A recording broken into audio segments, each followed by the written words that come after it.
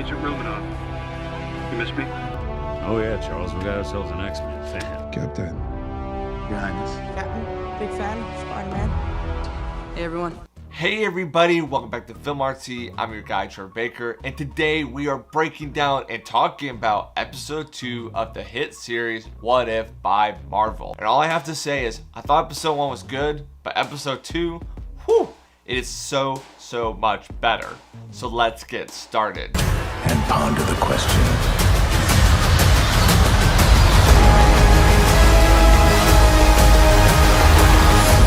What if? Episode 2 really elevates what I believe the What If series is going to be for the next steps of the way. It still starts with a story that we knew was coming with T'Challa becoming Star-Lord, but the big difference from episode 1, where I enjoyed it, but the pacing was really fast, and ultimately I felt like I was watching Captain America: The First Avenger again, just with Peggy Carter at the helm.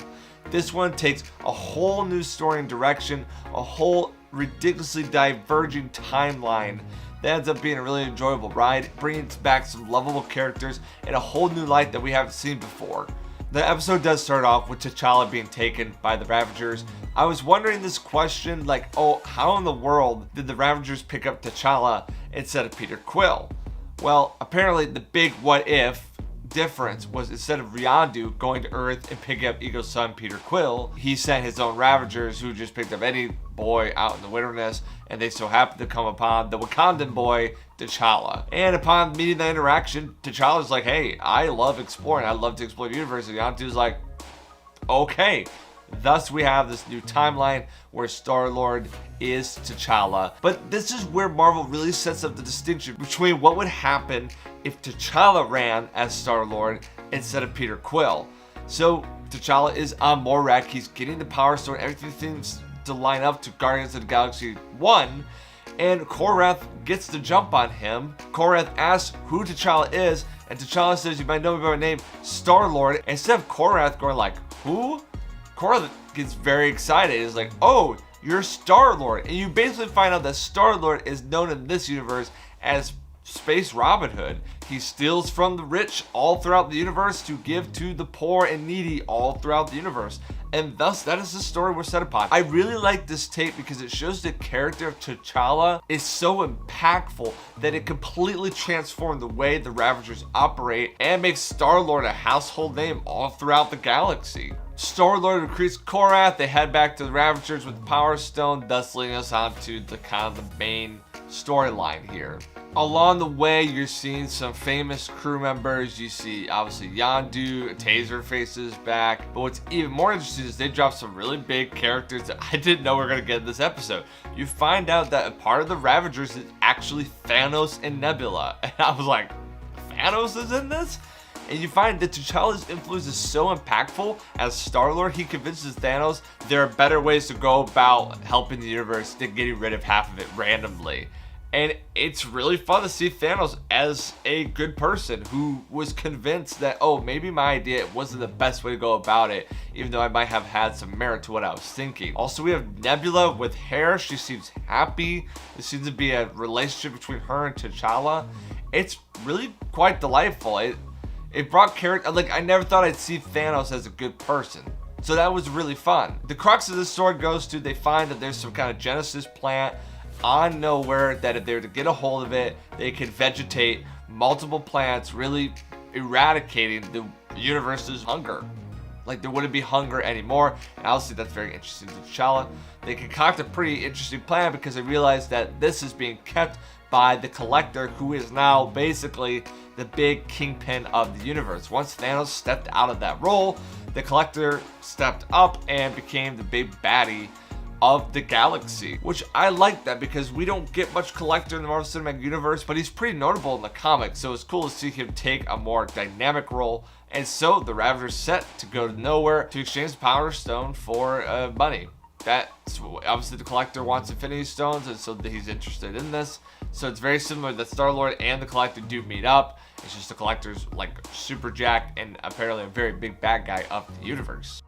Before we continue our video, I just want to let you guys know that we have a really cool Instagram that updates on a regular basis. So if you like all things Marvel, this is the Instagram for you. So go follow that filmartsy Instagram right now. You won't regret it, I promise you.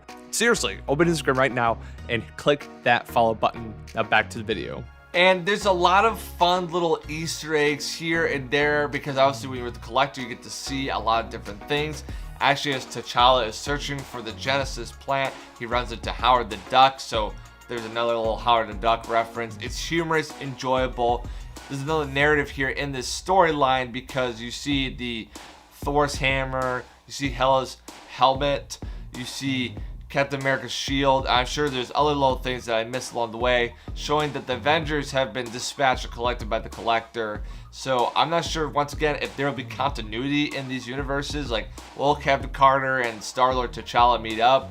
We might see that eventually, but all that being said is the Avengers in this universe seem to maybe not be around, which would explain a scene that we've seen a couple times in the trailer where Gamora, T'Challa, and others team up as kind of the new Avengers. And this story plays out pretty fun. Nebula pretends to be a bad guy, but actually triple crosses the Collector so T'Challa can get to where he's supposed to go.